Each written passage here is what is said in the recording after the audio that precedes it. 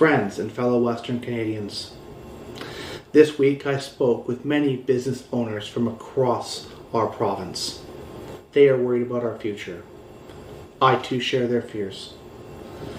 The federal and provincial regulations imposed by our governments continue to hurt our economy. They continue to kill our industries. This hurts us all. This harms our businesses. It, most importantly, harms the outcomes of our dearest friends, our neighbors, and our family members. It is no secret that Ottawa's policies continue to punish the West, while at the same time rewarding Quebec and showing them such blatant favoritism. This past week, a new mill was funded by the Quebec government, likely with money sourced from the West, from us, through equalization payouts. This happens while our Tolko mill in Kelowna closes down, and while the Tolko company announces a holiday closure for all BC mills.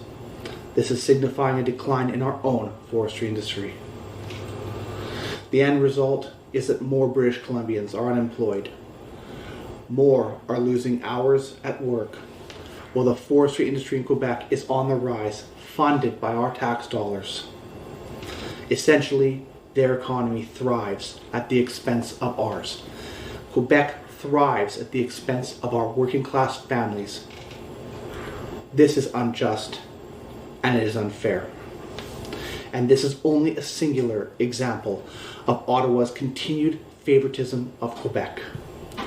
Favoritism that we are directly paying for through the appropriation of our wealth. Favoritism at the expense of our families dependent on these industries. And favoritism which further harms people who are already struggling with the high cost of living and fewer employment prospects. We, Western Canadians, must come to the realization that our votes, our voices, they do not matter to those in the East, because these votes have no real value. They hold no real power. You and I, we have no real say. For our economy, our people like you and I, to prosper once more, we must change our course. We, here in Western Canada, must be free to do business once more, so that our families, our friends, our neighbors can be prosperous and wealthy once again. Within this confederation, it is clear that after decades of having no representation of our interests in Ottawa, we, you and I, can never be free. We can never be heard, as our votes and our voices do not matter to those who hold the power.